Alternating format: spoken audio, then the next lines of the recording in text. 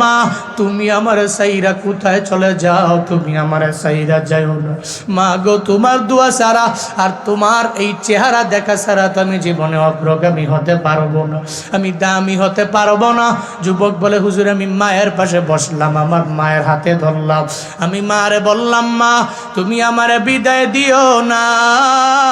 আল্লাহ পাক তোমারে সুস্থ বানায় দিবে, মা তুমি বিদায় নিয়ে আমারে সাইরা চইলা যাও না, তোমারে বড্ড প্রয়োজন আমার। আমি যখন মায়ের হাতে ধইরা বারবার এভাবে মায়ের দরবারে আবদার জানাইতে লাগলাম, একটু পরে মায়ের চোখের পানি ছেড়ে দিয়ে বলে সন্তান রে তোমার বাবায় নাই, বাবায় 6 বছর বয়সে দুনিয়া থেকে বিদায় নিয়ে চলে গেল,